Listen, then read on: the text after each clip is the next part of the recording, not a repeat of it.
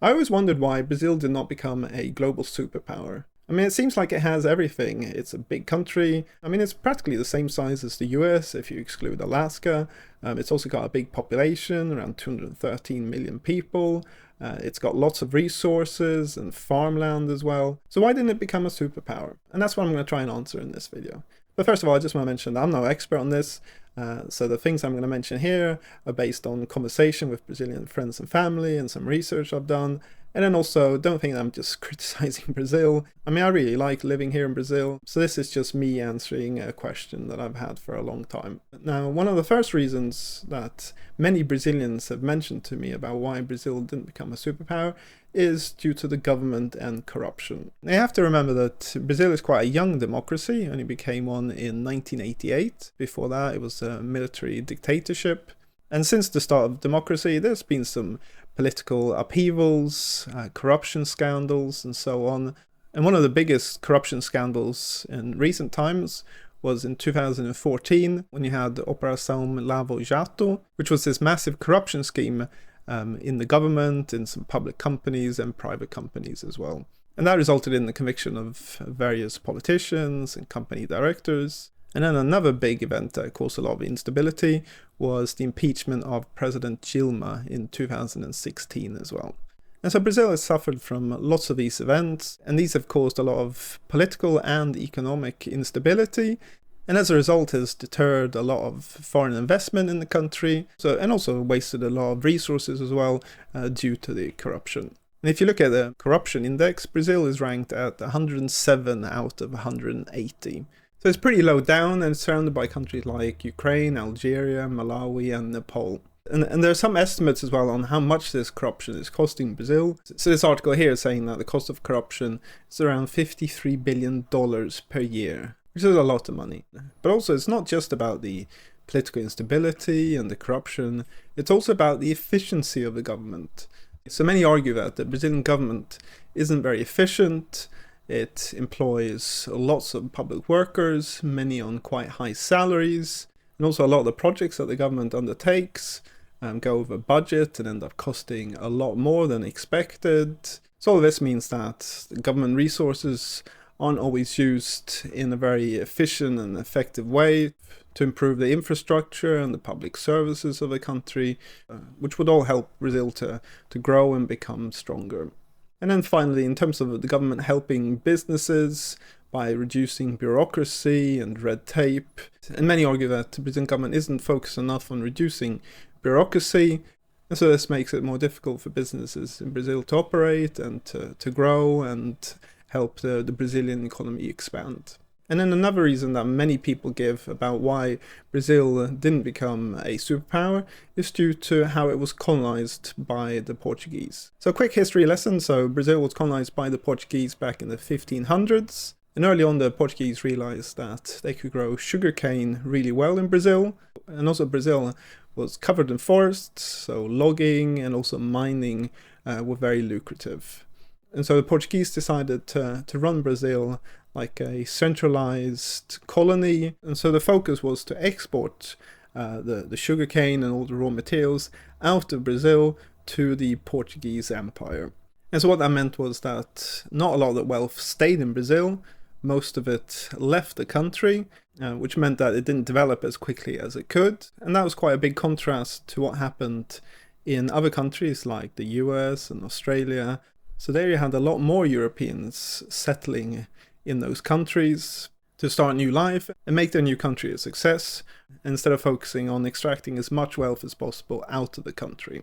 And then another factor, which is connected to the previous one, is social inequality. So this dates back to when Brazil was colonized by the Portuguese, and so the Portuguese brought over a lot of African slaves to work in the plantations and the mines, and apparently between 4 and 5 million slaves from Africa were brought over to Brazil, which was a lot more than other countries. In the US, for example, it was about 500,000 slaves from Africa. And so this caused a lot of inequality between the rich Portuguese elite who owned the land and everything, and then the poorer workers. And to this day, the inequality in Brazil continues to be quite high. So if you look at the Gini ratio, which is a way of measuring inequality in a country, So in Brazil, that's at 51, while it's lower in the US at 41. And so this high inequality causes a lot of social issues. So one of them is crime. So Brazil has a relatively high crime rate compared to other countries. So if we look at the homicide rate, so in Brazil it's around 20 homicides per 100,000. And if you compare that to the US, it's around 6. And this high crime has a big impact on Brazil. There's some estimates that the high crime in Brazil costs the Brazilian economy $75 billion per year in terms of resources required to deal with it, and also in terms of deterring foreign investment as well, because foreign businesses see it as too risky to enter. And then another factor is the climate. So for large parts of Brazil, the climate is tropical or subtropical, and these conditions allow crops to grow really well. And I've definitely noticed that. So here in the south of Brazil, I mean, things grow so much quicker than compared to Sweden, where I used to live. Because here you can grow things the whole year round, because you haven't got any severe winters. And you have a lot more sunny days, but plenty of rain as well. Perfect conditions for crops to grow. And as a result of that, Brazil has focused a lot on agriculture. So Brazil is one of the biggest exporters of soybeans, corn, sugar, beef, poultry, coffee, and many fruits. And this has generated a lot of wealth for Brazil. But it means that Brazil is not focused as much on the more advanced high-tech industries, which are very important in order for the economy of a country to keep on growing. But saying that, Brazil does have some strong industries, one of them being aviation, with the company Embraer, which is a very successful airplane manufacturer, and also in the fintech industry as well. You have Nubank, which has become one of the biggest banks in Brazil. By comparing the number of companies in Brazil compared to the US, I mean, there's no comparison. And in order for the economy of Brazil to continue to grow and become stronger, these industries are very important. And then another factor is the geographic factor as well. So like I said, Brazil is a massive country. The landmass is 8.5 million square kilometers, nearly the same size as the US. But some argue that there are some geographical factors with Brazil which has stopped it from growing and becoming a superpower. And one of them is the fact that a large part of Brazil is covered by the Amazon rainforest, which isn't very productive. You can't grow crops there, or raise cattle, or raise livestock there. And it's also difficult to transport things through there. And so this has limited Brazil's growth. And I understand the argument, but I mean, I personally think it's horrible to say that it'd be better to cut down the whole Amazon rainforest. But I think that view is changing a bit. And then another fact to mention is that Brazil has this big escarpment. And so these are steep mountains running parallel to the Atlantic coast. And this makes it more difficult to access the interior of the country in terms of transportation and so on. And this has also meant that a large part of the population of Brazil lives along the narrow coastal plains.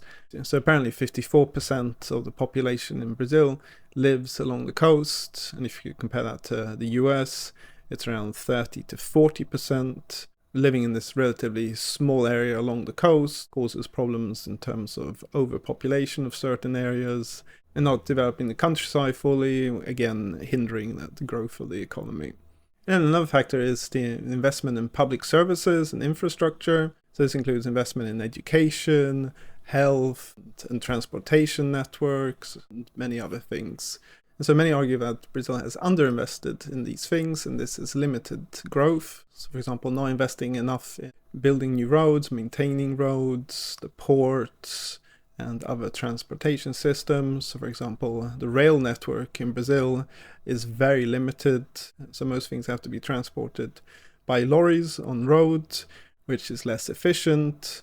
And some of these roads and motorways are in very bad condition, which again cause problems, which means that transportation costs can be very high, which makes Brazilian businesses less efficient and less competitive. And also not investing enough in education, which has an impact on how skilled the workforce are. So if you look at the education index, for example, so in Brazil that is 0.72, and if you compare that to the US, it's 0.91, which is significantly higher. And also if you look at how many years kids stay in school as well, so in Brazil it's 7.9 years compared to 10.6 years in the US. So all of these indicate lower education levels in Brazil, which have an impact on how skilled the workforce are, which are a key factor in the growth of an economy. Okay, so those are some of the key factors that I found about why Brazil hasn't become a superpower. But like I said before, I'm no expert on this, and it's a very complex matter. And then if anyone watching this, if you think I've missed something out, then please put it in the commentary below. And hope you like this video. Please leave a like, subscribe, and thanks for watching, and I'll see you next time.